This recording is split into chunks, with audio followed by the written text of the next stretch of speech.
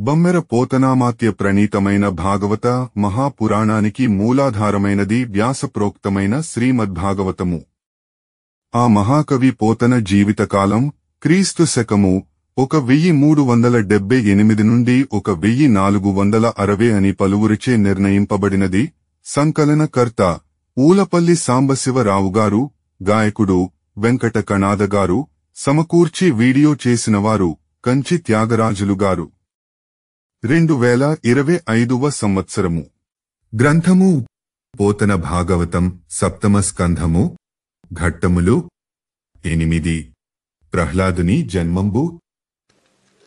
అక్షీణోగ్రతపంబు మందరము పైనర్థించి మా తండ్రి శుద్ధక్షాంతింజనియుండ జీమగమి చేతన్ భోగితందంబునన్ భక్షింపంబడె పూర్వపాపములచే పాపాత్మకుండంచు మున్రక్షసంఘము మీద నిర్జరులు సంరంభించి యుద్ధార్థులై. సప్తమ స్కంధము. ప్రహ్లాదుని జన్మంబు. పూర్వం మా తండ్రి ఘోరమైన తపస్సు చేయటానికి మందర పర్వతము మీదికి ప్రశాంత చిత్తంతో వెళ్లాడు. చాలా కాలం రాకుండా అక్కడే ఉన్నాడు. దేవతలందరూ ఇక హిరణ్యకశిపుడు చీమల బారిన పడిన పాము లాగా తన పాపాలచే తానే నాశనమయ్యాడు అని అందరూ కలిసి రాక్షసులపైకి యుద్ధానికి సంసిద్ధులు అయి బయలుదేరారు. ప్రస్థానోచిత భేరి భంకృతులతో పాకారియుందారు శౌర్య స్థైర్యంబులనే గుదెంచిన తదీయాటోపవిభ్రాంతులై స్వస్థే మల్దిగనాడి పుత్రధన యోషామిత్ర సంపత్కళా ప్రస్థానంబులు డించి పారిరసురుల్ ప్రాణావనోద్యుక్తులై. జైత్రయాత్రకు తగిన సన్నాహంతో యుద్ధభేరీలు మ్రోగాయి. ఇంద్రుడు దేవతలు యుద్ధోత్సాహంతో ఆవేశంతో దండు వెడలి వచ్చి పడ్డారు. రాక్షసులు అందరూ ఆ ధాటికి తట్టుకోలేక తమ భార్యాబిడ్డలను, బంధుమిత్రులను, ధనధాన్యాలను విడిచి అరచేతుల్లో ప్రాణాలు పెట్టుకుని పారిపోయారు. ప్రల్లదంబున వేల్పులుద్ధతి వారి రాజనివాసము కొల్లబెట్టి సమస్త విత్తము క్రూరతం కొనిపోవగా ఇల్లు సొచ్చి విశంకుడై అమరేశ్వరుండలించి మా తల్లి దాచరబట్టే సిగ్గున తప్తయై విలపింపగా. దండెత్తి వచ్చిన దేవతలు దౌర్జన్యంతో రాక్షసరాజు నివాస మందిరాన్ని వెంటనే ఆక్రమించారు. సర్వసంపదలు, ధనాగారం సమస్తం దోచేశారు. దేవేంద్రుడు సంకోచం లేకుండా అంతఃపురంలోకి చొరబడ్డాడు. మా తల్లిని చెరబట్టాడు. ఆమె సిగ్గుతో విలవలలాడింది. దేవేంద్రుడు ఆమె ఎంత ఏడ్చినా వినిపించుకోలేదు. ఇట్లు సురేంద్రుండు మా తల్లించెరగొనిపోవుచుండ అమ్ముగుద కురరియను పులుగు క్రియమొరయిడిన తెరువున దైవయోగంబున నారదుండు పొడగని ఇట్లనియే. ఇలా మా తల్లిని చెరబట్టి ఇంద్రుడు తీసుకుపోతుంటే ఆమె ఆడు లకుముకి పిట్టలాగా రోదించింది. అదృష్టవశాత్తు దైవయోగం కలిసి వచ్చి దారిలో నారద మహర్షి ఇదంతా చూశాడు. అప్పుడు నారద మహర్షి ఇంద్రుడితో ఇలా అన్నాడు. స్వర్భువనాధినాథ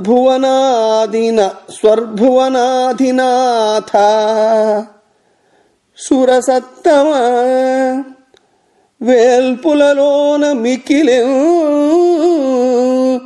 నిర్భర పుణ్యమూర్తివి సునీతివి మానిని బటనేల ఈ గర్భిణి నాదురన్ విడువు కల్మషమానసురాలు కాదు నీ దుర్భర రోషమున్ నిలుపు దుర్జయుడైన నిలింపవైరిపై.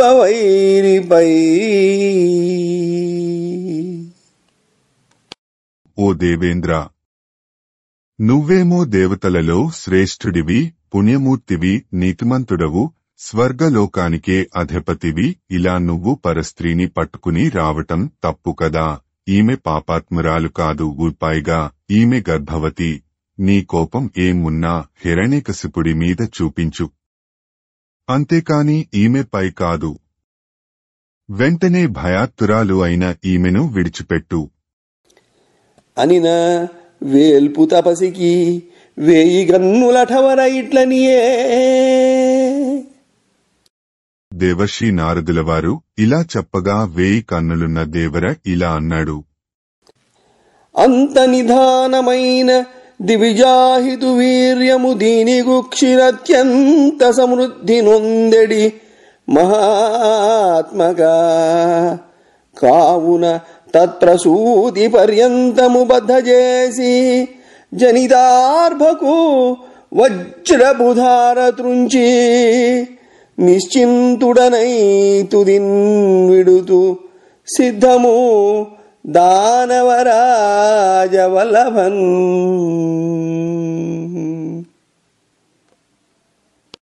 ఓ మహాత్ముడా, లోకాలకు దుస్సహమైన హిరణ్యకశిపుని రాక్షస వీర్యం ఈమె కడుపులో వృద్ధి చెందుతూ ఉంది. కాబట్టి ఈమె ప్రసవించే వరకు బందీగా ఉంచి పుట్టిన బిడ్డను పుట్టినట్లే నా వజ్రాయుధంతో సంహరిస్తాను. అప్పుడు నా మనస్సు నిశ్చింతగా ఉంటుంది. ఈ రాక్షసరాజు పత్నిని చివరికి విడిచిపెట్టేస్తాను అని పలికిన వేల్పురేనికి తపసి ఇట్లని. ఇలా పలికిన ఆ దేవతల రాజు దేవేంద్రుడితో మహాతపస్శాలి అయిన నారదుడు ఇలా అన్నాడు.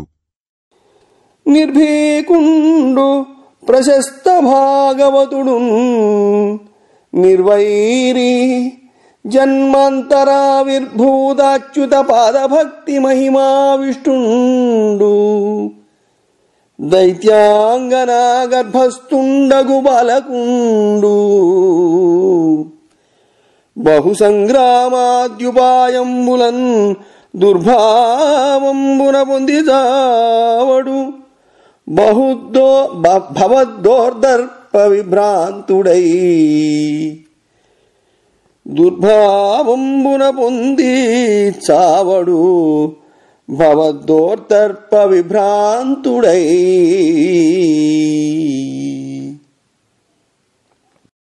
దానవేంద్రుడు హిరణ్యకశిపుని భార్య కడుపులో పెరుగుతున్నవాడు, భయం అన్నది లేనివాడు, మహాభక్తుడు, పరమ భాగవతోత్తముడు. అతనికి ఎవరూ శత్రువులు కారు. అతను జన్మజన్మల నుంచి హరిభక్తి సంప్రాప్తిస్తూ వస్తున్న మహామహిమాన్వితుడు. కాబట్టి ఎన్ని యుద్ధాలు చేసినా, ఎన్ని ఉపాయాలు పన్నినా, నీకు ఎంత బలం ఉన్నా నీ బాహుపరాక్రమం అతని మీద ఏమాత్రం పనిచేయదు. అతనిని చంపలేవు, కనీసం ఏ విధమైన కష్టం కలిగించలేవు అని దేవముని నిర్దేశించిన అతని వచనంబులు మన్నించి తానును హరిభక్తుండు కావున దేవేంద్రుండు భక్తి బాంధవంబున మా అవ్వను విడిగొని అవ్వను విడిచి వలగొని సురలోకంబున కుంచనియే. మునీంద్రుండు మజ్జనని యందు పుత్రికాభావంబు చేసి ఊరడించి నిజాశ్రమంబున కుంగొనిపోయి నీవు పతివ్రతవు, నీ ఉదరంబున పరమ భాగవతుండైన ప్రాణి ఉన్నవాడు తపోమహత్వంబునం కృతార్థుండై నీ పెనిమిటి రాగలండు అందాక నీవిక్కడ నుండుమనిన సమ్మతించి.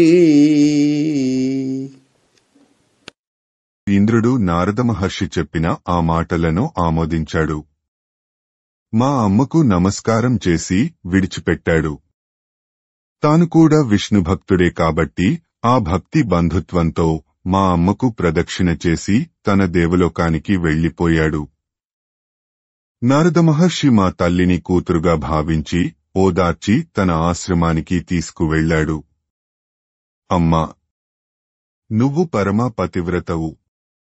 నీ కడుపులో మహాభక్తుడు అయిన జీవుడు ఒకడు పెరుగుతున్నాడు.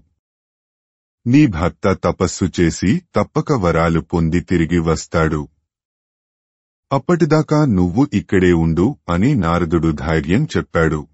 మా అమ్మ అంగీకరించింది. యోషారత్నము నాథదేవత విశాలోద్యోగ మా తల్లి నిర్వైషమ్యంబున నాథురాకమదిలో వంచించి నిర్దోషయై ఈషద్భీతియులేక గర్భపరిరక్షచ్చన్ విచారించి ఈషద్భీతియులేక గర్భపరిరక్షేచ్ఛన్ విచారించి శుశ్రూషల్ సేయుచునుండే నారదునకున్ సువ్యక్తశీలంబునన్. మహిళరత్నము మహాపతివ్రత సుసంకల్ప అయిన మా అమ్మ లీలావతి ఎవ్వరి మీద ద్వేషం పెట్టుకోకుండా భర్తనే దైవంగా భావిస్తూ అతని రాక కోసం ఎదురుచూస్తూ ఉండిపోయింది. తన కడుపులో పెరుగుతున్న కుమారుని క్షేమం కోరుకుంటూ నారద మహర్షికి సేవలు చేస్తూ ఏ బెదురు లేకుండా మేలైన నడతతో ఆశ్రమంలో ఉండిపోయింది.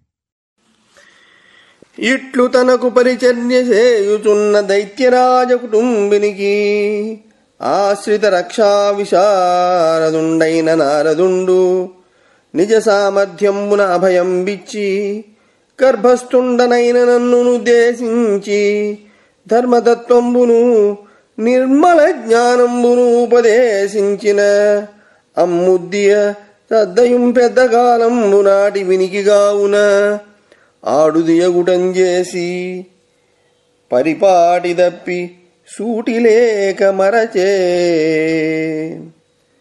నారదుండు నాయడ కృపగల నిమిత్తంబున ఆశ్రిత జనరక్షకుడు అయిన నారదుడు మా అమ్మ చేస్తున్న సేవను ఎంతో మెచ్చుకున్నాడు. తన శక్తి కొలది కడుపులో పెట్టుకొని కాపాడాడు. నాయందు మిక్కిలి దయగలవాడు కనుక నాకు చెప్పవలెను అనే తలపుతో మా తల్లికి స్వచ్ఛమైన జ్ఞానాన్ని ధర్మాన్ని ఉపదేశించాడు. కాని స్త్రీ కావటం వలన చాలా కాలం గడిచిపోవడం వలన అభ్యాసం లేకపోవడం వలన మా అమ్మ ఇప్పుడు అవన్నీ మరచిపోయింది. వెల్లిగొననాట నుండి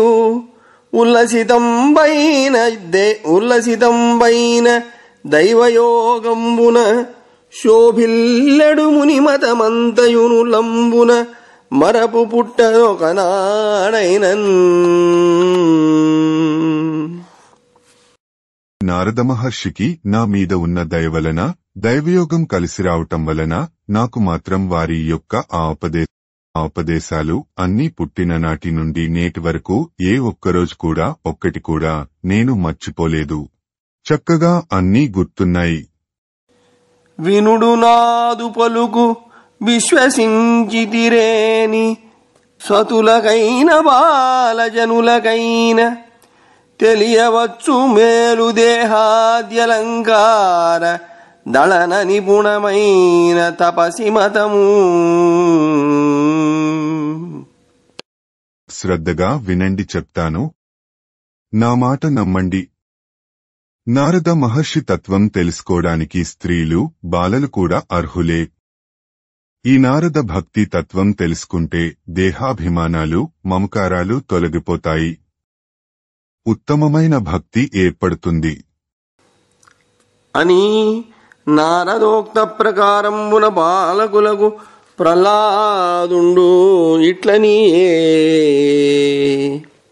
ఈశ్వరమూర్తి అయిన కాలంబునంజేసి వృక్షంబు గలుగుచుండ ఫలంబునకు జన్మ సంస్థాన వర్ధనాపక్షీణత్వ పరిపాకనాశంబులు ప్రాప్తంబులైన తెరంగున దేహంబునకుంగాని షడ్భావ వికారంబులాత్మకు లేవు. ఆత్మ నిత్యుండు, క్షయరహితుండు, శుద్ధుండు, క్షేత్రజ్ఞుండు, గగనాదులగుణ ఆశ్రయుండు, క్రియాశూన్యుండు, స్వప్రకాశుండు సృష్టిహేతువు వ్యాపకుండు నిస్సంగుండు పరిపూర్ణుండు ఒక్కండునని వివేక సమర్థంబులగు ఆత్మలక్షణంబులు 12 ఎరుంగుచు దేహాదులందు మోహజనకంబులగు అహంకార మమకారంబులు విడిచి పసిండి గనులు గల నెలమున విభ్రాజమాన కనకలేశంబులైన పాషాణాదులందు పుటంబు పెట్టి వన్నియోగంబున గరంగనూది హేమకారకుండు పాటవంబున హాటకంబు బడయు భంగి ఆత్మకృత కారణంబుల ఎరింగడి నేర్పరి దేహంబునంద ఆత్మసిద్ధి కొరకు అయిన ఉపాయంబునంజేసి బ్రహ్మభావంబుబడయు మూల ప్రకృతియు మహదహంకారంబులును పంచతన్మాత్రంబులు ఇవి 8 ప్రకృతి గుణంబులనియు కర్మేంద్రియంబులైన వాక్పాణి పాదపాయూపస్తంబులును జ్ఞానేంద్రియంబులైన శ్రవణ నయన రసనాత్వఘ్రాణంబులును మనంబును మహీసలిల తేజోవాయు గగనంబులును ఇవి 16 వికారంబులనియు కపిలాది పూర్వాచార్యుల చేత చెప్పంబడియే సాక్షిత్వంబున ఈ 27 ఆత్మకూడియుండు పెక్కింటి కూటువ దేహము అదియు జంగమస్థావర రూపంబుల 2 విధంబులయ్యే మూల ప్రకృతి మొదలైన వర్గంబునకు వేరై మణిగణంబులంచొచ్చియున్న సూత్రంబు తందంబున ఆత్మ ఇన్నింటి అందు నుంచొచ్చి దీపించు ఆత్మకు జన్మస్థితిలయంబులు గలవంచు మిథ్యాతత్పరులుగాక వివేక శుద్ధమైన మనంబునంజేసి విచారించి దేహంబునందాత్మ వెదకవలయు ఆత్మకు అవస్థలు గల ఎట్లుండుగాని అవస్థలు లేవు జాగరణ స్వప్న సుషుప్తులను వృత్తులెవ్వని చేత గంధాశ్రయుండైన వాయువు నెరింగడు భంగిం త్రిగుణాత్మకంబులై కర్మజన్యంబులైన బుద్ధిభేదంబుల ఆత్మ ఎరుంగందగునని చెప్పి పని నారద మహర్షి బోధించినది అంతా అదే ప్రకారంగా తన సహాధ్యాయులైన దానవ బాలురకు ఇలా తెలియజెప్పాడు. కాలం భగవంతుని స్వరూపం. కాలక్రమంలో వృక్షం పుట్టి ఫలమిస్తుంది. ఆ ఫలానికి పుట్టటం, వృద్ధి పొందటం, పండటం, ఎండటం, కృశించటం, నశించటం అనే క్రమం తప్పదు. అలాగా షడ్వికారాలు అనబడు ఈ 6 విధాలైన భావవికారాలు దేహానికి కూడా ఉంటాయి. అంతేకాని ఆత్మకు మాత్రం ఈ మార్పులు ఏమాత్రం ఉండవు. ఆత్మ శాశ్వతమైనది, నాశనం లేనిది, వికారాలు లేనిది, శుద్ధమైనది, జీవుల ఆత్మ యందుండునది, ఆకాశం మున్నగువానికి ఆశ్రయమైనది, క్రియాశూన్యత్వము, స్వయం ప్రకాశం, సృష్టికి కారణం, వ్యాపించు స్వభావం కలది, సంగం లేనిది, పరిపూర్ణమైనది. ఈ విధంగా ఈ 12 ఆత్మలక్షణాలు అని పెద్దలు చెప్తారు. బంగారం గనులలో బంగారం రేణువులు రాయి రప్పలతో కలిసి ఉంటాయి. ఆ రాళ్లను స్వర్ణకారులు అగ్నిలో పుటం పెట్టి, కరగబెట్టి, నేర్పుగా వాటిలోంచి బంగారం వెలికి తీస్తారు. అదే విధంగా ఆత్మతత్వం తెలిసినవారు దేహం వంటి వాటిపై భ్రాంతిని కలిగించే అహంకారాలు, మమకారాలు విడిచిపెట్టి దేహాదుల కంటే ఆత్మను భిన్నంగా భావించి తెలివిగా బ్రహ్మ సాక్షాత్కారాన్ని పొందుతారు. ఆ మూల ప్రకృతి, మహత్తు, అహంకారం, శబ్దం, స్పర్శం, రూపం, రసం, గంధం అనే 8 ప్రకృతులు, అష్టప్రకృతులు అంటారు. ఈ సత్వము, రజస్సు, తమస్సు అనే ఈ మూడు ప్రకృతి గుణాలు. నోరు, చెయ్యి, కాలు, గుదం, మర్మావయవం అనే ఈ 5 కర్మేంద్రియాలు. కన్ను, చెవి, చర్మం, ముక్కు, నాలుక అనే ఈ 5 జ్ఞానేంద్రియాలు. నేల, నీరు, ఆకాశం, గాలి, అగ్ని అనే ఈ 5 పంచభూతాలు. మనసు 1 మొత్తం ఈ 16 వికారాలు అంటారని కపిల మహర్షి వంటి పూర్వాచార్యులు చెప్పారు. ఈ మొత్తం 27లోనూ 27 ఆత్మ సాక్షిభూతంగా ఉంటుంది. ఈ విధమైన అనేక పదార్థాలతో తయారైనది ఈ దేహం. ఈ దేహాన్ని స్థిరం అని, చరం అని రెండు విధాలుగా భావించవచ్చు. మూల ప్రకృతి మొదలైన వాటికన్నా భిన్నమైన ఆత్మ పూసలలో దారంలాగా ఇన్నింటిలోనూ ప్రకాశిస్తూనే ఉంటుంది. ఆత్మకు జనన స్థితి మరణాలు ఉన్నాయని మాయలో పడకుండా వివేకంతో ఆలోచించాలి. దేహంలో ఆత్మను అన్వేషించాలి. ఆత్మకు అవస్థలు ఉన్నట్లు అనిపిస్తాయి. కాని నిజానికి ఆత్మకు ఏ అవస్థలు లేవు. జాగృతి, స్వప్నం, సుషుప్తి అనే మనోవృత్తులను ఎవడు తెలుసుకుంటాడో అతడే ఆత్మస్వరూపుడు. పూలకు ఉండే సువాసనల ద్వారా వాయువును తెలుసుకునే విధంగా త్రిగుణాత్మకములు, కర్మజన్యములు అయిన బుద్ధిభేదాల వలన ఆత్మను తెలుసుకోవచ్చు అని తెలిపి ఇంకా ఇలా అన్నాడు.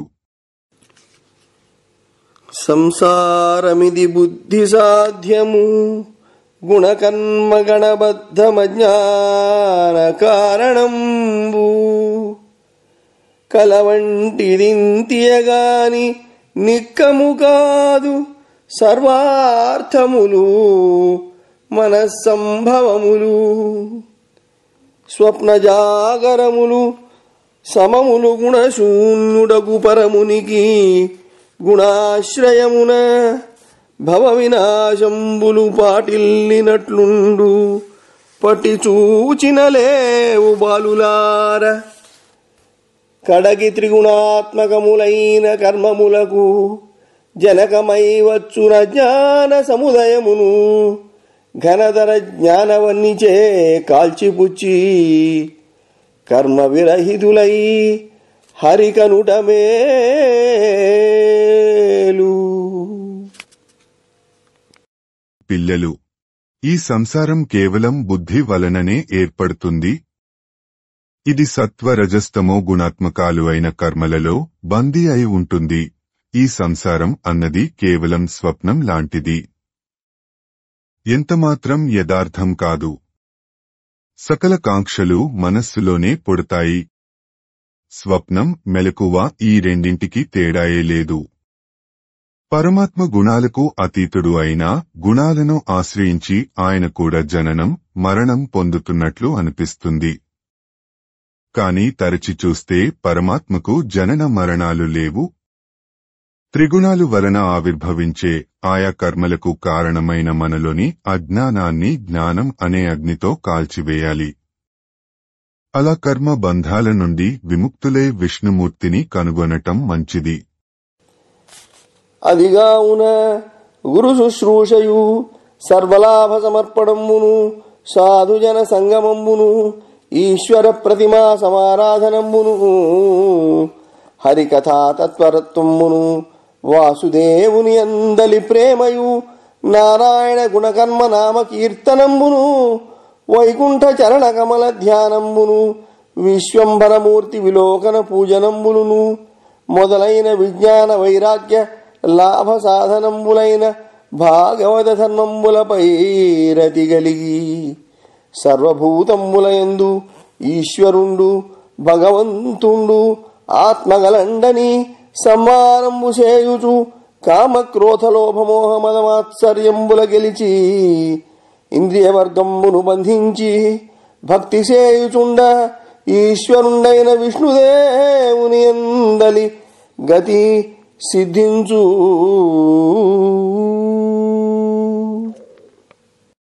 కాబట్టి 1 గురువులకు సేవ, 2 సమస్తమైన ఫలితాన్ని భగవంతునికి సమర్పణ, 3 సజ్జనులతో స్నేహం, 4 విష్ణుదేవుని విగ్రహారాధన, 5 శ్రీహరి కథల శ్రవణం, 6 వాసుదేవ మనన, 7 నారాయణ సంకీర్తన, 8 విష్ణు పాదధ్యానం, 9 హరి దర్శనం మరియు 10 పూజ మున్నగునవి భాగవత ధర్మాలు. ఇవి జ్ఞాన వైరాగ్యములను కలిగిస్తాయి. ఈ భాగవత ధర్మాల మీద ఆసక్తి కలిగి ఉండాలి. ఈశ్వరుడైన భగవంతుడే ఆత్మస్వరూపంతో సర్వ ప్రాణికోటిలోనూ ఉన్నాడని తెలుసుకుని మనం వాటిని ఆచరించాలి. కామం, క్రోధం, లోభం, మోహం, మదం, మాత్సర్యం అరిషడ్వర్గాలు అను వాటిని జయించి ఇంద్రియ చాపల్యం అరికట్టాలి. ఆ విధంగా భక్తితో పూజిస్తే భగవంతుడైన విష్ణుభక్తి సిద్ధిస్తుంది. ధనుజారి లీలావతారం బులందలి శౌర్యకర్మంబులు సద్గుణములు విని భక్తుడగువాడు వేడ్కతో పులకించి కన్నుల హర్షాశ్రుకణము రొలుక గద్గద స్వరముతో కమలాక్ష వైకుంఠ వరద నారాయణ వాసుదేవ అనుచునొత్తిలిపాడు ఆడు ఆక్రోశించు నగు చింతనము సేయు నతి అనర్చు మరులు కొనియుండు తనలోన మాటలాడు వేల్పు సోకిన పురుషుని వృత్తి తిరుగు బంధముల బాసి అజ్ఞాన పటలిగాల్చి విష్ణు ప్రాపించుతుది భక్తి వివశుడగుచూ. భగవంతుని లీలావతారాలలోని పరాక్రమగాథలు విని భక్తుడైనవాడు పొంగిపోతాడు. సుగుణాలు విని పులకరించిపోతాడు. భక్తి ప్రవస్యంతో కళ్లలో ఆనందభాష్పాలు ఉలుకుతుండగా గద్గద కంఠంతో ఈ కమలాక్ష వైకుంఠ వరద నారాయణ వాసుదేవ అని గొంతెత్తి పాడుతాడు. ఆడతాడు, అరుస్తాడు, నవ్వుతాడు, ఇంకా నమస్కరిస్తాడు. ఎప్పుడూ ఆ దేవుడి మీద మోహం కలిగి ఉంటాడు. తనలో తానే మాట్లాడుకుంటాడు. అంతేకాదు దయ్యం పట్టినట్లు తిరుగుతాడు. ఇట్లు భక్తి తత్పరుడు అయి ఉండి చివరకు కర్మబంధాలను విడిచి అజ్ఞానం తొలగించుకుని భక్తి వివసుడై విష్ణువు నందు ఐక్యం అవుతాడు. కావున రాగాదియుక్త మనస్కుండైన శరీరికి సంసార చక్ర నివర్తకంబైన హరిచింతనంబు బ్రహ్మమందలి నిర్వాణ సుఖం బెట్టిది అట్టిదని బుధులు తెలియుదురు. హరిభజనంబు దుర్గమంబుగాదు. హరి సకల ప్రాణి హృదయంబులయందు అంతర్యామి అయి ఆకాశంబు భంగి నుండు. విషయార్జనంబుల అయ్యడిది లేదు. నిమిష భంగుర ప్రాణులైన మర్త్యులకు మమతాస్పదంబులును చంచలంబులును అయిన పుత్రమిత్ర కళత్ర పశుభృత్య బలబంధురాజ్య కోశ మణి మందిర మంత్రి మాతంగ మహీ ప్రముఖ విభవంబులు నిరర్థకంబులు యాగ ప్రముఖ పుణ్యలబ్ధంబులైన స్వర్గాది లోకభోగంబులు పుణ్యానుభవ క్షీణంబులుగాని నిత్యంబులు కావు. నరుండు విద్వాంసుండనని అభిమానించి కర్మములాచరించి అమోఘంబులైన విపరీత ఫలంబులం పొందు. కర్మంబులు కోరక చేయవలయు. కోరి చేసిన దుఃఖంబులు ప్రాపించు. పురుషుండు దేహంబు కొరకు భోగంబులనపేక్షించు. దేహంబు నిత్యంబుగాదు, తోడరాదు.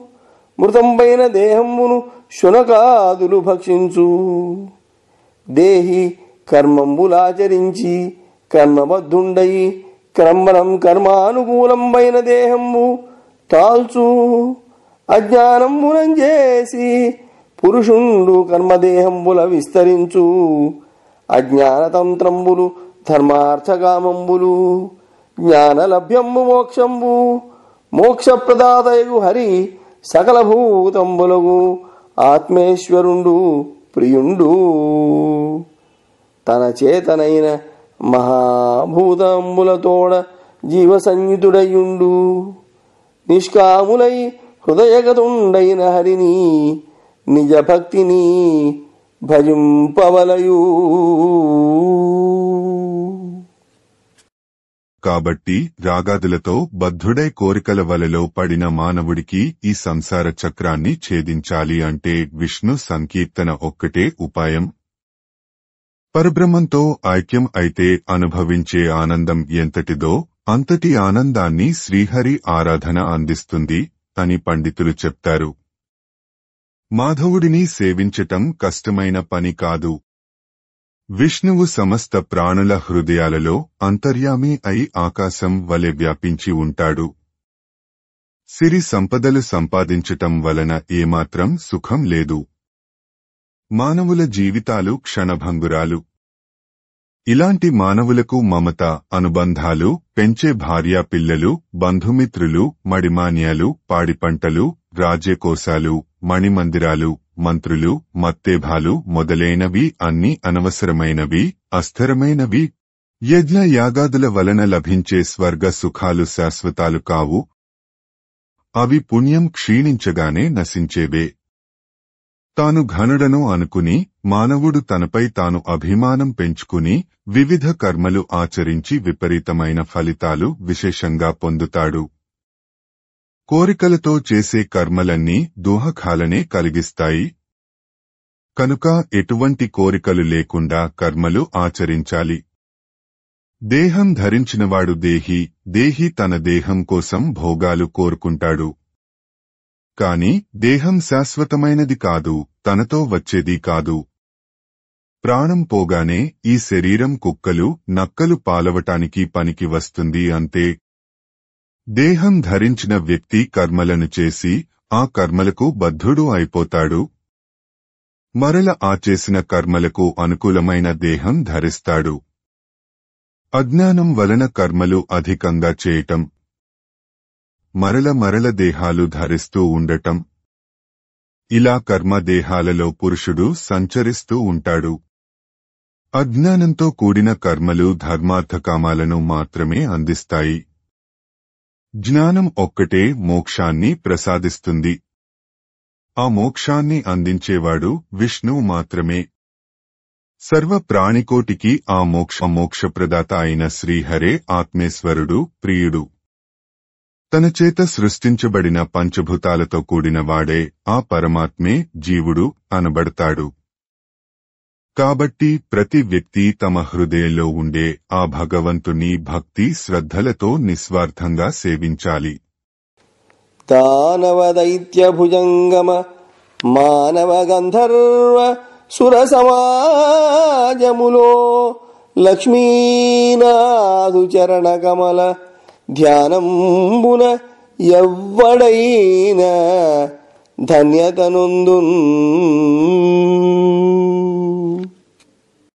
శ్రీహరి పాదపద్మాలను సేవిస్తే చాలు. దానవులు, దైత్యులు, నాగులు, మానవులు, గంధర్వులు, దేవతలు ఎవరైనా సరే కృతార్థులు అవుతారు.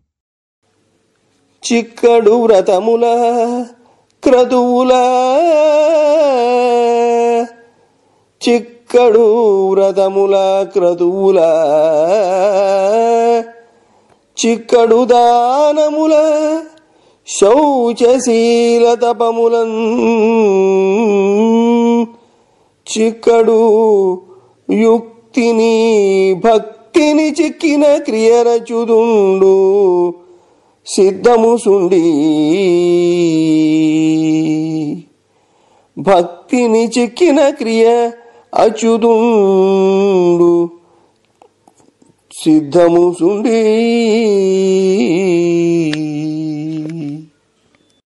భగవంతుడు గాఢమైన భక్తికి వశమైనట్లు నోములు, యగాలు, దానాలు, శుచిత్వాలు, మంచి నడవడికలు, తపస్సులు, యుక్తులు లాంటివి వాటికి వేటికి వశము కాడు. భక్తి ఒక్కటే ఆ స్వామిని పొందడానికి సాధనం. భక్తి వినా వేరు మార్గం లేనే లేదు. దిగజారిపోవడమే లేనట్టి ఉన్నతతమ శాశ్వత స్థితిలో ఉండే భగవంతుడు ఇంకే మార్గంలో పట్టుకుందామన్నా బిగించే కొద్దీ వేళ్ల మధ్య నుండి జారిపోయే నీళ్లలా జారిపోతుంటాడు.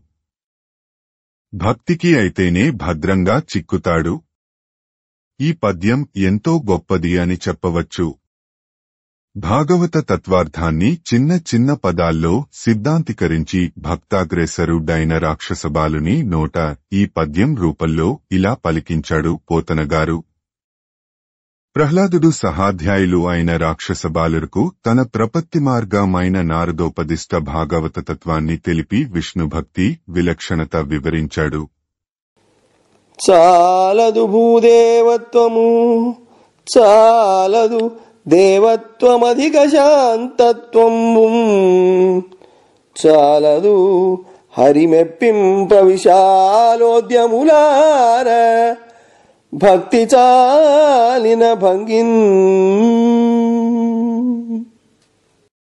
మంచి శ్రద్ధ గల బాలకులారా, విష్ణువును మెప్పించడానికి భక్తి సరిపోయినట్లు బ్రాహ్మణత్వం సరిపోదు, దైవత్వం సరిపోదు, గొప్ప శాంత స్వభావము చాలదు. విష్ణుదేవుని ప్రసన్నం చేసుకోవడానికి భక్తి ఒక్కటే ఉత్తమమైన మార్గం.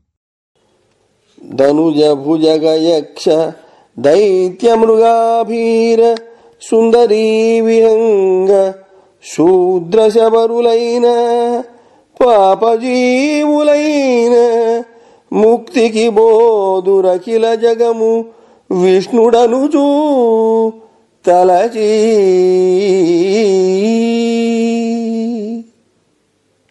ధనుజులు, రాక్షసులు, నాగులు, యక్షులు, దైత్యులు, జంతువులు, గొల్లలు, స్త్రీలు, శూద్రులు, శబరులు, ఇంకా ఏ జాతివారైనా సరే, ఏ పాపజీవనులు అయినా సరే, సర్వం విష్ణుమయం జగత్ అని మనసారా తలచినట్లయితే చాలు, ముక్తిని పొందుతారు.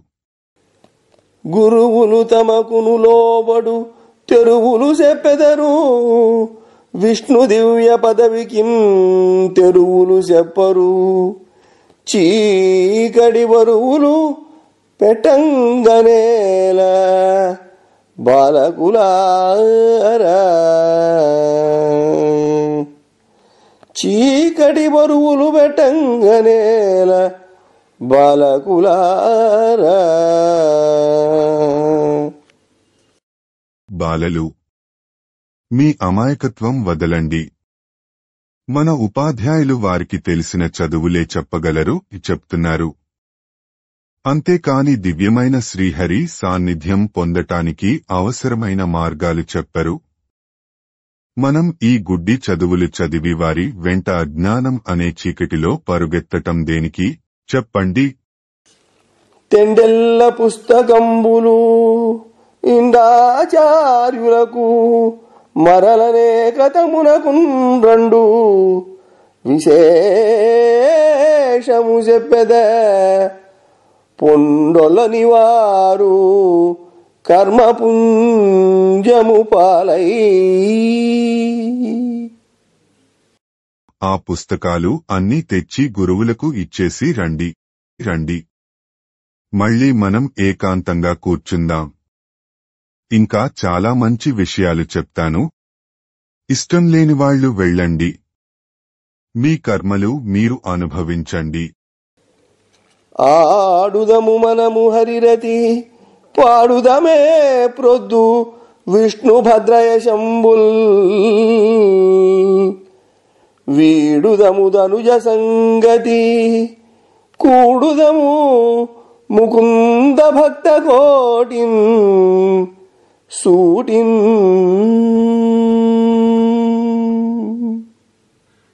మనం శ్రీహరి మీది చిత్తముతో ఆడుకుందాం రండి.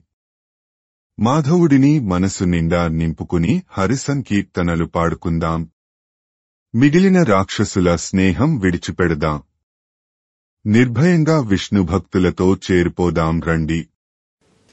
విత్తము సంస్కృతి పటలము, విత్తము సంస్కృతి పటలము, వ్రతము కామాది వైరి వర్గంబును, నేడితము చిత్తము హరికిని చొత్తము నిర్వాణ పదము శుభమగు మనకు. ఈ సంసారం అనే మాయాబంధాన్ని తొలగించుకుందాం. పరిషడ్వర్గాలు అనే కామ, క్రోధ, లోభ, మోహ, మద, మాత్సర్యాలు అనే ఈ 6 శత్రువర్గాలను చీల్చి చెండాడుదాం. చిత్తం శ్రీహరికి సమర్పిద్దాం. కైవల్య పదాన్ని అందుకుందాం.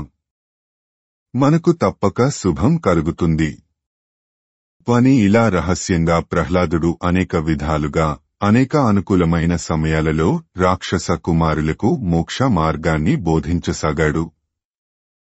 అప్పుడు వాళ్లందరూ గురువులు దగ్గర చెప్పే తమ చదువులను ఆపేశారు. తమ హృదయాలను శ్రీమన్నారాయణుని వైపు మళ్లించారు. భక్తి మార్గం పట్టారు. ఇది వాళ్ల గురువులు గమనించారు. శిష్యుల భావాలు తెలుసుకుని భయపడ్డారు. శుక్రాచార్యుని కొడుకులు చండామార్కులు తమ మహారాజు ఇంద్రుడి శత్రువు అయిన హిరణ్యకశిపుడి వద్దకు చేరి ఇలా అన్నారు. రక్షోబాలురలెల్ల నీ కొడుకు చేరంజీరి లోలోననా శిక్షా మార్గములెల్ల కల్లలని ఆక్షేపించి తానందరన్ మోక్షాయత్తుల చేసినాడు. మనకున్ మోసంబు వాటిల్లే నీ దక్షత్వంబున చక్కజేయవలయున్ దైతేయ వంశాగ్రణీ. ఓ దైత్య కుల శిరోమణి హిరణ్యకశిప మహారాజా, నీ కుమారుడు రాక్షస కుమారులను అందరినీ రహస్య ప్రదేశాలకు తీసుకువెళ్లి నేను చెప్పే చదువులు అన్నీ బూటకములు అని ఆక్షేపించాడు. రాక్షస విద్యార్థులకు అందరికీ మోక్షమార్గం బోధిస్తున్నాడు. మనకు తీరని ద్రోహం చేస్తున్నాడు. మరి నీవు ఏం చేస్తావో చూడు. నీ కొడుకు దుడుకుతనం మితిమీరిపోతోంది. పరిస్థితి చెయ్యి దాటిపోయేలా ఉంది. ఇక వాడిని చక్కబెట్టటానికి నీ సామర్థ్యం వాడాల్సిందే. ఉల్లసిత విష్ణు కథనములెల్లప్పుడు మాకు చెప్పడీ గురుడని నన్ను లంఘించు కుమారకులెల్లరూ చదువంగ దానవోత్తమ వింటే. ఓ దానవశ్రేష్ఠుడా, వింటున్నావు కదా? శిష్యులు ఈ గురువు మనకు మనోహరమైన మాధవుని కథలు చెప్పడు అని అనుకుంటూ నన్ను నా మాటలు లెక్క చేయటం మానేశారు. నేను చెప్పే చదువులు చదవటం మానేశారు. ఇది పరిస్థితి. ఉడుగడు మధురిపు కథనము బిడివడి జడు పగిది తిరుగు వికసనముననే నొడివిన నొడువులు నొడువడు దుడుకని చదివింప మాకు దుర్లభమదిబా. దుడుకని చదివింప మాకు దుర్లభమదిబా. ఓ మహారాజా, నీ కొడుకు ప్రహ్లాదుడు ఎవరు ఎన్ని చెప్పినా మధుదానవుని పాలిటి శత్రువు అయిన ఆ విష్ణువు గురించి చెప్పటం మానడు. ఎప్పుడూ మందమతిలా తిరుగుతూ ఉంటాడు. మనోవికాసం కోసం నేను చెప్పే మంచి మాటలు వినిపించుకోడు. చెప్పిన మాట విననే వినడు. ఇలాంటి దుడుకు వాడిని చదివించటం మా వల్ల కాదు. చొక్కపు రక్కసి కులమున వెక్కురు జన్మించినాడు విష్ణుని యందున్ నిక్కము మక్కువ విడువండెక్కడి సుతుగంటి రాక్షసేశ్వర వెర్రిన్. స్వచ్ఛమైన రాక్షస వంశంలో వికృతమైనవాడు పుట్టాడు. ఎంత చెప్పినా విష్ణువు మీద మమత వదలడు.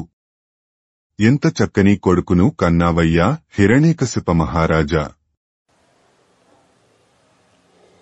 అని ఎట్లు గురుసుతుండు చెప్పిన కొడుకు వలని విరోధ వ్యవహారంబులు కన్నరంధ్రంబులందు ఖడ్గప్రహారంబులై సోకిన బిట్టు మిట్టిపడి పదాహతంబైన భుజంగంబు భంగి పవన ప్రేరితంబైన దవానలంబు చందంబున దండతాడితంబైన కంఠీరవంబు కైవడి భీషణ రోషరసావేశ జాజ్వల్యమాన చిత్తుండును పుత్ర సంహారోద్యోగాయత్తుండును కంపమాన గాత్రుండును అరుణీకృత నేత్రుండునూనై కొడుకును రప్పించి సమాన కృత్యంబులు తప్పించి నిర్దయుండై అశని సంకాజ భాషణంబులనదల్చుచు అని శుక్రాచార్యుని కొడుకు ప్రహ్లాదుడి గురువు అన్నాడు. తన విరోధి విష్ణుమూర్తి మీద భక్తితో కూడిన స్వంత కొడుకు వ్యవహారాల గురించి వింటుంటే హిరణ్యకశిపుడికి చెవులలో కత్తులు గుచ్చినట్లు అనిపించింది. రాక్షసేంద్రుడు ఒక్కసారి ఉలిక్కిపడ్డాడు. తోక త్రొక్కిన పాములాగా, గాలికి చెలరిగిన కార్చిచ్చులాగా, దెబ్బతిన్న సింహంలాగా భయంకరమైన కోపంతో భగ్భగమండిపడిపోతూ కన్నకొడుకును సంహరించడానికి సిద్ధమయ్యాడు. కోపావేశంతో శరీరం ఊగిపోతోంది. కళ్ళు చింతనిప్పుల్లా ఏర్పడుతున్నాయి. వెంటనే కొడుకును రప్పించాడు. వచ్చిన రాజకుమారుడిపై ఆదర ఆప్యాయతలు చూపలేదు. పైగా కఠినాత్ముడైన ఆ హిరణ్యకశిపుడు పలుకులలో పిడుగు కురిపిస్తూ బెదిరించసాగాడు. సూనున్ శాంతగుణ ప్రధాను అతి సంశుద్ధాంచిత జ్ఞాను అజ్ఞానారణ్యకృశాను అంజలిపుటి సంభ్రాజమాను సదా శ్రీ నారాయణ పాద పద్మయుగళీ చింతామృతాస్వాదనాధీను ధిక్కరణంబు చేసి పలికెన్ దేవాహిదుండుగ్రదన్.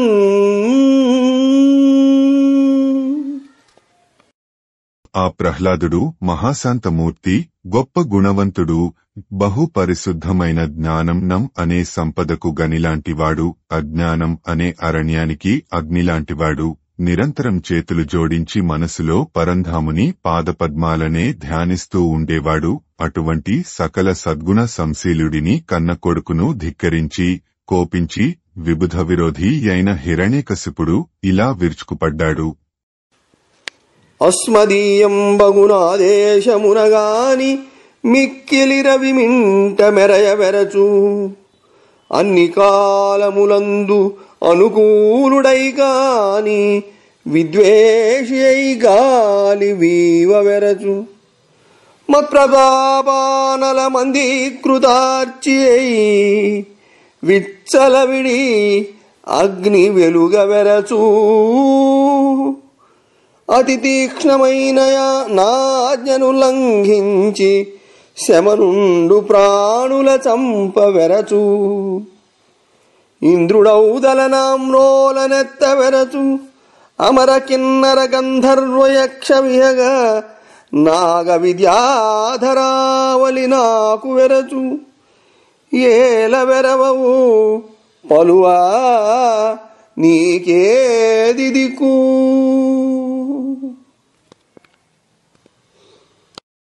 ఓ దుష్టుడా, నా ఆజ్ఞ లేకుండా ఆకాశంలో ఆదిత్యుడు కూడా గట్టిగా ప్రకాశించడానికి బెదురుతాడు.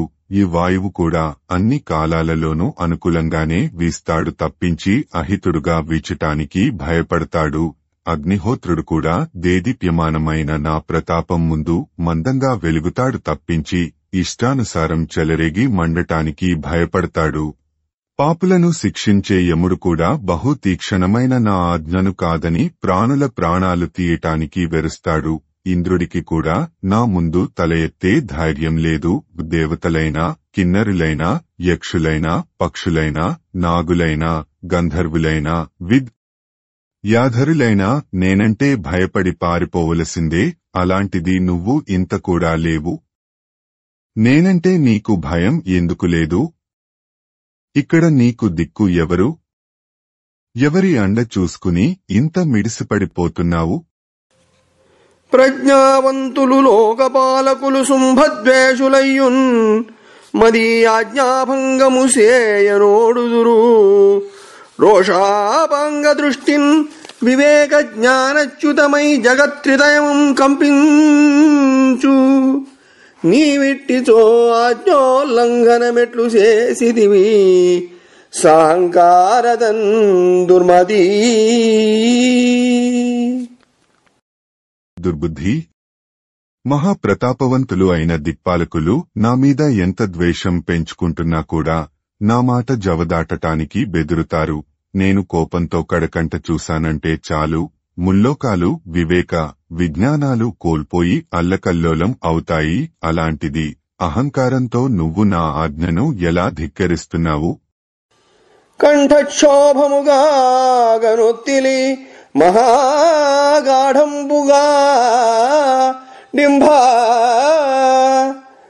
వైకుంఠుం చెప్పెదు దుర్జయుండనుచు. వైకుంఠుండు వీరవ్రతోత్కంఠాబంధురుడేని నేనమరులన్ ఖండింపదండింపగా కుంఠీభూతుడుగాక రావలదే మద్ఘోరావక్షోణికిన్. అర్భక. వైకుంఠనాథుడైన విష్ణువుపై విజయం వీలుకాదు అంటూ గొంతు చించుకుని గట్టిగా తెగ అరుస్తున్నావు కాని అతనికే పౌరుషం వీరత్వం ఉంటే నేను యుద్ధరంగంలో దేవతలను ఖండించేటప్పుడు దండించేటప్పుడు భయపడకుండా వాళ్లను రక్షించడానికి నా ముందుకు రావాలి కదా.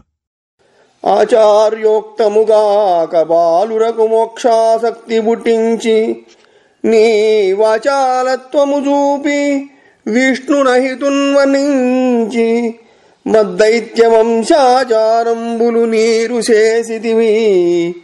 మూఢాత్ముంకుల ద్రోహి నిన్ నీచుం చంపుటమేలు చంపి కులమున్ నిర్దోషము చేసేదన్. ఆచార్యులు చెప్పింది నువ్వు వినటం లేదు.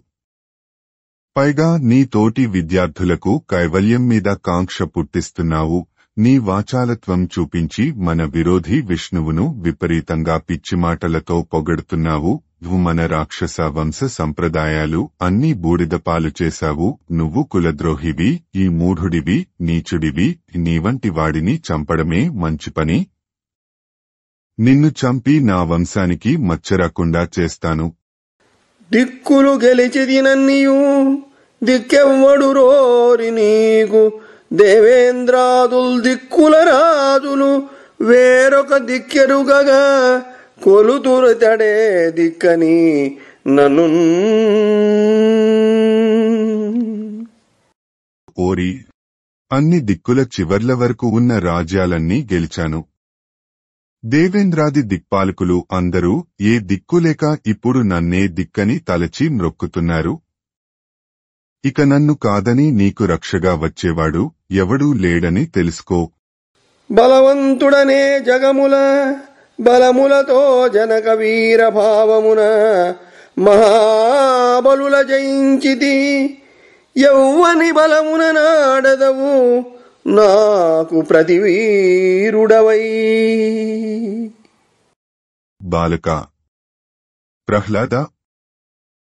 లోకాలన్నిటిలో నేనే అందరికన్నా బలవంతుని. సేనా సహాయం ఏం లేకుండానే ఒంటరిగా వెళ్లి ఎందరో బలశాలుల్ని గెలిచిన సూరుణ్ణి. అలాంటి నాకు సాటి రాగల వీరుడిలా ఎవరి అండ చూసుకొని ఎదురు తిరుగుతున్నావు అనిన తండ్రికి మెల్లన వినయంబున కొడుకిట్లని. అలా కోపంగా పలికిన తండ్రితో కొడుకు ప్రహ్లాదుడు ఇలా అన్నాడు. బలయుతులకు దుర్బలులకు బలమెవ్వడు నీకు నాకు బ్రహ్మాదులకు. బలమెవ్వడు ప్రాణులకును బలమెవ్వండట్టి విభుడు బలమసురేంద్ర.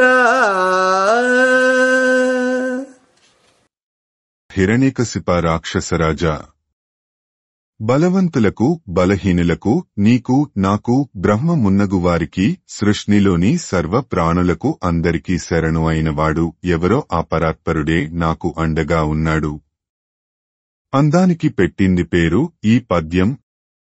ప్రహ్లాదుడు సరిగా చదువుకోటం లేదని హిరణ్యకశిపుడు దండిస్తుంటే బెదరటం లేదు. నా దండన నుంచి నిన్ను కాపాడగలిగే దిక్కెవరు అన్న తండ్రికి కొడుకు వినయంగా సమాధానం చెప్తున్నాడు. పంచాబ్దములవాని పంచదార పలుకులతో సహజత్వం ఉట్టిపడేలా కళ్లకు కట్టినట్లు ఎంతో చక్కగా నాటకీయత పండించారు మన సహజ కవి పోతనులవారు. ఓ మహనీయుడైన తండ్రిగారు! ఈ దేశకాలాదుల ఎల్లెలు అవధులు సమస్తము ఆ స్వామి యందే లీనమైపోతుంటాయి. అతని యందే పుట్టుతూ ఉంటాయి. అతని యందే వీటన్నిటికీ ఆధారం కలుగుతూ ఉంటుంది. అండదండలు గలవారికి లేనివారికి అందరికీ అతని యందే రక్షణ లభించుతూ ఉంటుంది. ఆ స్వామేనయ్యా నాకు రక్షకుడు. అన్ని దిక్కులలోనూ తిరుగులేని నన్ను కాదని నీకు దిక్కు అయ్యేవాడు ఎవడురా అని తర్జిస్తున్న తండ్రి హిరణ్యకశిపునకు భక్తాగ్రేసరుడైన ప్రహ్లాదుడు సమాధానం చెప్తూ సృష్టితత్వాన్ని సూచిస్తున్నాడు. ప్రాసపూర్వస్థానం 4 పాదాలకు యతి దాని తరువాతి స్థానాలు రెంటికి అక్షర సామ్యం వాడిన పద్యం నడక సందర్భోచితంగా ఉంది. 4 దిక్కుల ఆధారం స్థిరత్వం సూచిస్తోంది. దిక్కును 6 సార్లు వాడుట నందిద్దులు పైన కింద సూచిస్తూ అంతటా ధ్వనిపం చేస్తోంది. దిక్కుకి ఎల్ల లేదా అవధి, చోటు, తూర్పాది దిక్కులు, ఆధారం, అండరక్షణ అనే అర్థాలు ధ్వనింపజేసిన తీరు అద్భుతం. ఒక్క దిక్కుకి 6 దిక్కులతో వినయంగా సమాధానం చెప్పటంలో ప్రహ్లాదుని వ్యక్తిత్వ విశిష్టత వ్యక్తం అవుతోంది. కాలరూపంబుల క్రమ విశేషంబుల అలగు గుణాశ్రయుండైన విభుడు సత్వబలేంద్రియ సహజ ప్రభావాత్ముడై వినోదంబున అఖిల జగము కల్పించు రక్షించు ఖండించు అవ్యయుండ నిరూపములందు అతడు గలడు. చిత్తంబు సమముగా జేయుము మార్గంబు దప్పి వర్తించు చిత్తంబు కంటే వైరులెవ్వరు చిత్తంబు వైరిగాక చిత్తమును నీకు వశముగా చేయవయ్య మదయుతాసుర భావంబు మానవయ్య అయ్య నీ మ్రోల మేలాడరయ్య అయ్య నీ మ్రోల మేలాడరయ్య జనులు.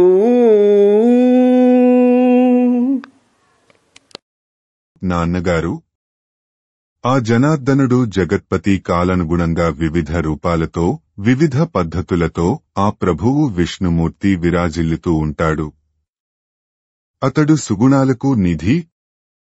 తన సత్తువ, బలం, పరాక్రమాల ప్రభావంతో వినోదంగా విశ్వాన్ని సృష్టిస్తూ, పోషిస్తూ, లయం చేస్తూ ఉంటాడు. ఆయన అవ్యయుడు. అన్ని రూపాలలోనూ అతడు ఉంటాడు. తండ్రి, మనస్సుకు సమదృష్టి అలవరుచుకో. ధర్మమార్గం తప్పిన మనస్సు కంటే పరమ శత్రువు మరొకరు లేరు. మనస్సును విరోధం చేసుకొనక వశం చేసుకో, అంతేకాని నువ్వే చిత్తానికి చిత్తం చిత్తం అంటూ దాస్యం చేయకూడదు. మదోన్మత్తమైన రాక్షస భావాన్ని విడిచిపెట్టు. నీకు భయపడి ఎవరూ నీ ఎదుట హితం చెప్పటం లేదు. అందరూ నీ మనస్సుకు నచ్చేవే చెప్తున్నారు తప్ప హితమైనది చెప్పటం లేదు. లోకములన్నీయున్ గడియలోన జయించిన వాడవు లోకములన్నీయున్ గడియలోన జయించిన వాడవు ఇంద్రియానీకము చిత్తమున్ గెలువనేరవు నిన్ను నిబద్ధు చేయు నీ భీకర శత్రులార్వుర ప్రభిన్నుల చేసిన ప్రాణికోటిలో నీకు విరోధి లేడొకడు నేర్పున చూడుము దానవేశ్వరా.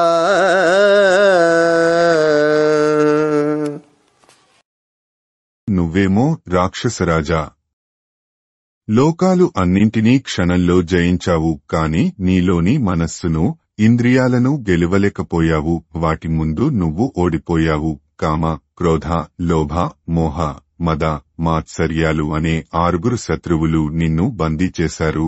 ఆ భయంకరమైన శత్రువులను అరిషడ్వర్గాలు అంటారు. ఈ వాటిని జయించి నశింపజేశావంటే జీవకోటి సర్వంలోనూ నీకు విరోధి ఎవ్వరూ ఉండడు. నా విన్నపం మన్నించు. పాలింపుము సేముషినున్మూలింపుము కర్మబంధముల సమదృష్టిం జాలింపుము సంసారము కీలింపుము హృదయమందు కేశవ భక్తిన్.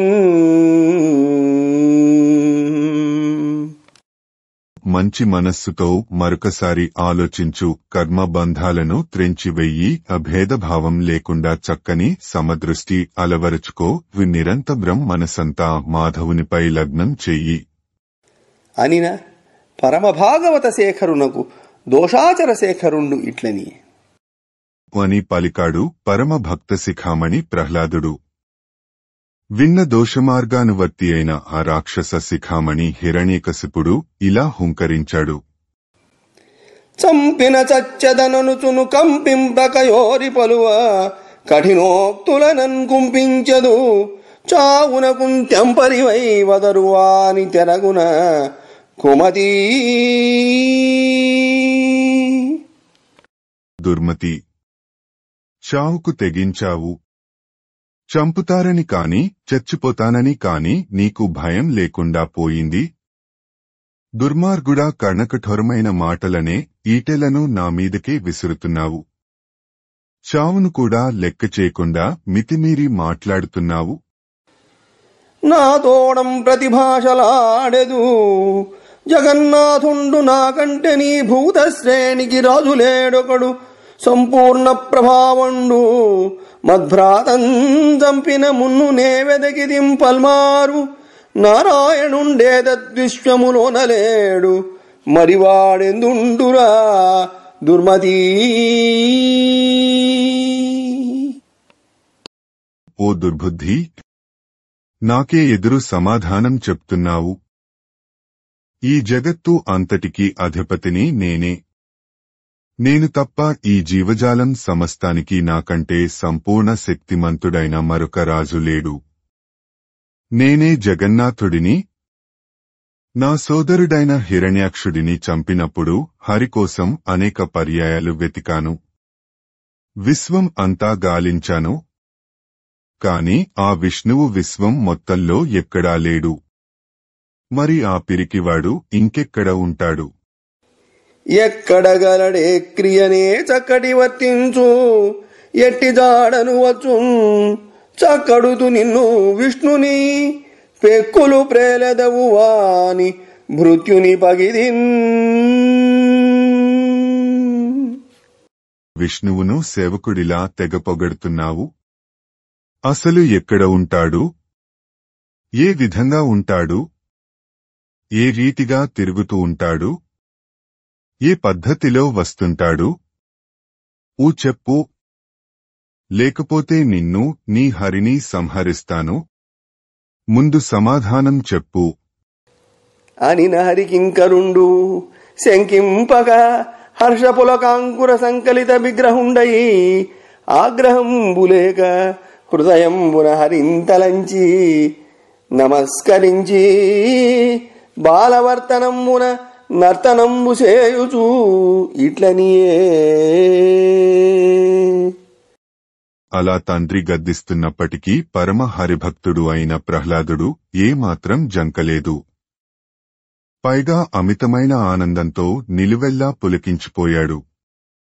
ఆవగింజంత ఆగ్రహం కూడా లేకుండా హృదయం నిండా హృషికేశుడిని తలుచుకుని నమస్కారాలు చేశాడు.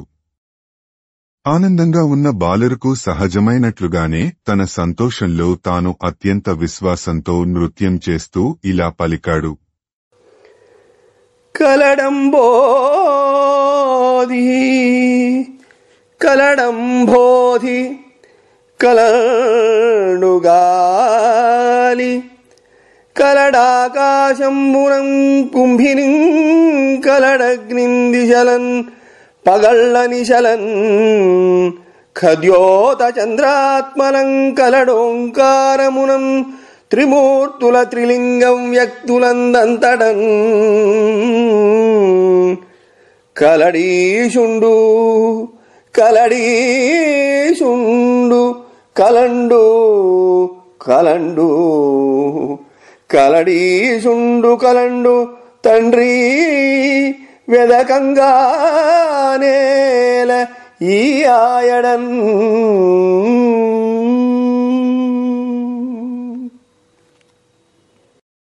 నాయనా, భగవంతుడు అయిన శ్రీ మహావిష్ణువు లేని చోటు విశ్వములో ఎక్కడలేదు. అంతట వ్యాపించియే ఉన్నాడు. నీటిలో, గాలిలో, ఆకాశంలో ఉన్నాడు. భూమి మీద ఉన్నాడు. అగ్నిలోనూ ఉన్నాడు. సర్వదిక్కులలోనూ ఆయన ఉన్నాడు. పగలు రాత్రి సమయాలలో ఉన్నాడు.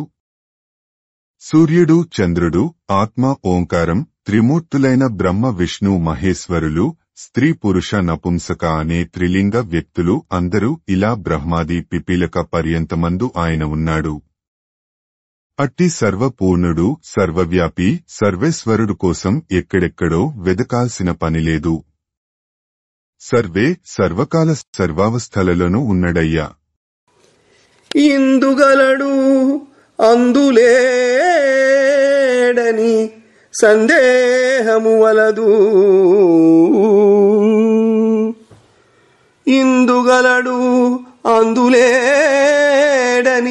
సందేహము వలదు. చక్రి సర్వోపగతుండు చక్రి సర్వోపగతుండు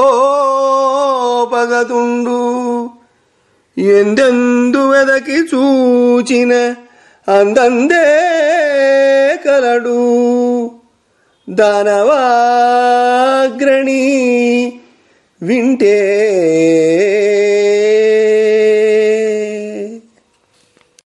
ఓ హిరణ్యకశిప మహారాజా, శ్రీ మహావిష్ణువు ఇక్కడ ఉంటాడు, ఇక్కడ ఉండడు అని చెప్పడానికి లేదు. ఆయన సర్వోపగతుడు అంటే సర్వకాల సర్వావస్థల అన్నటి యందు ఉండేవాడు. ఈ విషయంలో ఏమాత్రం సందేహం అన్నది లేదు. అందుచేత ఎక్కడైనా సరే వెతికి చూడాలే కాని అక్కడే ఉంటాడయ్యా. రాక్షసరాజా, ఇది అతి మధురమైన పద్యం. పోతనగారిది ప్రహ్లాద చరిత్రలోది. పదౌచిత్యం, సందర్భౌచిత్యం, పాత్రౌచిత్యం అందంగా అమరిన పద్యం. బాలుర నోట సున్నా ముందున్న దకారం అందంగా పలుకుతుంది కదా. పద్యంలో చిక్కగా బొద్దుగా ఉన్నాయి. ప్రతి పదంలో రెండవ అక్షరాలకి సామ్యం ఉండాలన్నది అందమైన ప్రాస నియమం కదా. ఈ రెంటిన చక్కగా సమన్వయం చేసిన తీరు అద్భుతం. చిన్నపిల్లలు చేతులు కాళ్లు కదుపుతూ చెప్తున్నట్లు చెప్తారు కదా. అది పద్యం నడకలోనే స్ఫురిస్తున్న తీరు ఇంకా బావుంది. తనకే ఎదురు చెప్తాడా అన్న ఆగ్రహంతో ఊగిపోతున్నాడు తండ్రి హిరణ్యకశిపుడు. అంచేత హరి హరి అంటున్నావు, ఎక్కడున్నాడ్రా చూపగలవా అంటూ బెదిరిస్తున్నాడు తండ్రి. కొడుకు ప్రహ్లాదుడు నదురు బెదురులేని 5 ఏళ్ల పిల్లాడు. తన బాల్యానికి తగినట్లు అలా చిరునవ్వులతో నటనలు చేస్తూ సర్వోపగతుడు శ్రీహరి అని సమాధానం చెప్పాడు. ఆ సందర్భానికి తగినట్లు పద్యం నడక సాగింది. పలుకుతున్న బాలకుడి పాత్రకు గంభీరమైన సున్నితమైన పదాలు ఎందెందు అందందు చక్కగా తగి ఉన్నాయి. మరి అప్పుడు ఆ పరమభక్తుని మాట బోటుపోనివ్వని నారాయణుడు నరసింహరూపంలో విశ్వమంతా వ్యాపించి సిద్ధంగానే ఉన్నాడట అని ఇవ్విదంబున. అలా ఈ విధంగా హరి సర్వాకృతులంగలండనుచు ప్రహ్లాదుండు భాషింప. సత్వరుడై ఎందును లేడు లేడని సుతున్ దైత్యుండు తర్జింప శ్రీ నరసింహాకృతి నుండే నచ్యుతుడు నానాజంగమస్థావరోత్కర గర్భంబుల అన్ని దేశముల ఉద్దండ ప్రభావంబునన్. ఈ విధంగా ప్రహ్లాదుడు భగవంతుడు సర్వనామ రూపధారులందు అంతట ఉన్నాడు అని చెప్తుంటే హిరణ్యకశిపుడు ఎక్కడా లేడు అంటూ బెదిరిస్తున్నాడు. అప్పుడు విష్ణుమూర్తి మహామహిమాన్వితమైన నరసింహ రూపంతో సర్వచరాచరములన్నిటి యందు ఆవేశించి ఉన్నాడు. భక్తాగ్రేసర కుశీవలుడు అందించిన మధురమైన పంటలలో ముఖ్యమైనది ప్రహ్లాద చరిత్ర. భక్తుల సామర్థ్యాలు ఎలా ఉంటాయో, భక్తుల ప్రపత్తికి అతను ఎంత బలంగా స్పందిస్తాడో, అతని సర్వవ్యాపకతా శీలం, అచ్యుత శీలం ఎలాంటివో నిరూపించే ప్రహ్లాద చరిత్రలో కథ చాలా బలమైంది, కవిత్వం మిక్కిలి ఉన్నతమైంది, సాహిత్యం ఉత్కృష్టమైంది, విలువలు అపారమైనవి. కథానాయకుడు కొడుకు ప్రహ్లాదుడు విశిష్టమైన హ్లాదుడు, ఆనందము కలవాడు, విష్ణు భక్తుడు, పరమభక్తుడు, సాత్వికుడు, ఓర్పు శ్రద్ధలకు మారుపేరు. ప్రతినాయకుడు తండ్రి హిరణ్యకశిపుడు. హిరణ్యము, బంగారము, అగ్నిదేవుని సప్త జిహ్వలలో ఒకటి. కశిపుడు పరపు, విరివి కలవాడు, దానవుడు, పరమ బలాఢ్యుడైన రాక్షసుడు, తమోగుణ పరాకాష్ఠ. మరి కథలో బలానికి లోటే ఉంటుంది. చదివించిరి దిక్కులు గెలిచితి, కలడంబోధి, ఇందుగలడందులాంటి పద్యాలలోని కవిత్వ సాహిత్య సౌరభాలే కదా వాటిని పండిత జనసామాన్య నాలుకలపై నానేలా చేసినవి. ఎన్ని కష్టాలెదురైనా చెక్కు చెదరని భక్తుల ప్రపత్తి, నిబద్ధతతో కూడిన భక్తుల విలువలు. నారసింహ తత్వపు భక్తుని ఎడ భగవంతుడు చూపే అత్యద్భుతమైన వాత్సల్య విలువలు తిరుగులేనివి. ఎంతటి భయంకరమైన పరిస్థితులలో ఉన్నా ఈ పద్యం మననం చేస్తూ ఉంటే ఎట్టి పరిస్థితులలో మేలే తప్ప కీడు జరగదు అన్నది జగద్వితమే. ఓం నరసింహ వషట్కారాయ నమః. అయ్యవసరంబున అద్దానవేంద్రుండు. ఇలా భగవంతుడు సర్వవ్యాపి అని కొడుకు ప్రహ్లాదుడు చెప్పగా తండ్రి హిరణ్యకశిపుడు ఇలా అంటున్నాడు. డింభక సర్వస్థలములనంభోరుహనేత్రుడుండుననుచు మిగుల సంరంభంబున పలికెదవీ స్తంభంబున చూపగలవే చక్రిన్ గిక్రిన్. ఓరి డింభక, పద్మాక్షుడు విష్ణుమూర్తి సర్వవ్యాపి అన్నిట ఉంటాడని ఇంత గట్టిగా చెప్తున్నావు. అయితే మరి ఈ స్తంభంలో చూపించగలవా ఆ చక్రం గిక్రం పట్టుకు తిరిగేవాణ్ణి? స్తంభమున చూపవేనియు కుంభిని నీ శరము దృంచి కూల్పగ రక్షారంభమున వచ్చి హరి విశ్రంభంబున అడ్డపడగ శక్తుండగునే. నువ్వు చెప్పినట్లు ఈ స్తంభంలో చక్రిని చూపకపోతే ఎలాగూ నీ తలత్రించి నేలమీద పడేస్తాను కదా. అప్పుడు నిన్ను కాపాడటానికి విష్ణువు రాగలడా, అడ్డుపడగలడా అనిన భక్తవత్సలుని భటుండు ఇట్లనియే. అలా తండ్రి పెద్దగా గద్దించాడు. భక్తవత్సలుని పరమ భక్తుడైన ఆ ప్రహ్లాదుడు ఇలా పలికాడు. అంభోజాసనుడాదిగాగా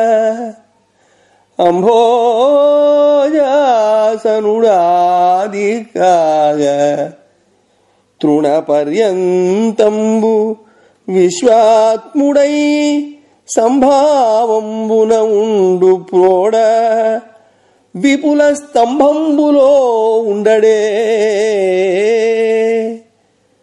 స్తంభాంతర్గతుడయ్యు ఉండుటకు ఏ సందేహము లేదు. స్తంభాంతర్గతుడయ్యుండుటకు ఏ సందేహము లేదు. నిర్దంభత్వంబున నేడు కానబడు ప్రత్యక్ష స్వరూపంబునన్ నిర్దంభత్వంబున నేడుగానబడు ప్రత్యక్ష స్వరూపంబునన్. ఆ విశ్వాత్ముడు విష్ణువు బ్రహ్మ దగ్గర నుండి గడ్డిపరక దాకా సమస్త ప్రపంచంలోనూ నిండి ఉన్నాడు. అటువంటప్పుడు ఇంత పెద్ద స్తంభంలో ఎందుకు ఉండడు? ఈ స్తంభంలో పరంధాముడు ఉన్నాడు అనటంలో ఎటువంటి అనుమానమూ లేదు. నిస్సందేహంగా ఉన్నాడు.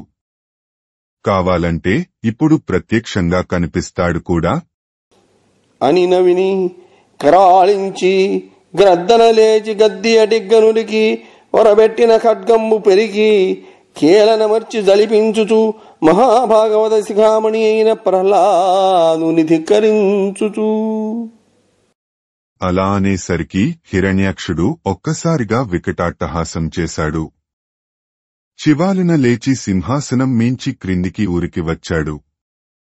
పొరలో ఉన్న ఖడ్గాన్ని లాగి ఝలిపించి భక్తాగ్రేసరుడైన ప్రహ్లాదుడిని భయపెడుతూ ధిక్కరించి ఇలా గర్జించాడు. వినరా డింభక మూఢచిత్త, గరిమన్ విష్ణుండు విశ్వాత్మకుండని భాషించెదవైన ఇందుగలడేంచున్ మదోద్రేకి అయి ధనుజేంద్రుండర చేత ప్రేసను మహోదగ్ర ప్రభాశుంభమున్ జనదృగ్భీషణదంభమున్ హరిజను సంరంభమున్ స్తంభమున్.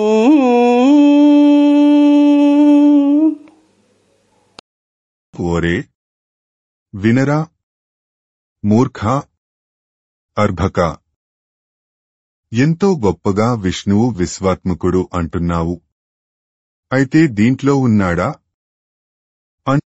అంటూ మదోన్మత్తుడు అయి ఆవేశంతో ఆ రాక్షసరాజు హిరణ్యకశిపుడు అరచేతితో జీవకోటి చూడ శక్యం కాకుండా ఉన్నట్టి భయంకరమైన కాంతులు వెదజల్లుతున్నట్టి శ్రీ నరసింహస్వామి వారి ఆవిర్భావానికి సంరంభపడుతున్నట్టి ఆ స్తంభాన్ని బలంగా చరిచాడు. బమ్మెర పోతనామాత్య ప్రణీతమైన భాగవత మహాపురాణానికి మూలాధారమైనది వ్యాసప్రోక్తమైన శ్రీమద్భాగవతము. ఆ మహాకవి పోతన జీవితకాలం క్రీస్తు శకము 1378 నుండి 1460 అని పలువురిచే నిర్ణయింపబడినది. సంకలనకర్త ఊలపల్లి సాంబశివరావుగారు, గాయకుడు వెంకట కణాదగారు, సమకూర్చి వీడియో చేసినవారు కంచి త్యాగరాజులుగారు. 2025వ సంవత్సరము. గ్రంథము పోతన భాగవతం, సప్తమ స్కంధము. ఘట్టములు 8. ప్రహ్లాదుని జన్మంబు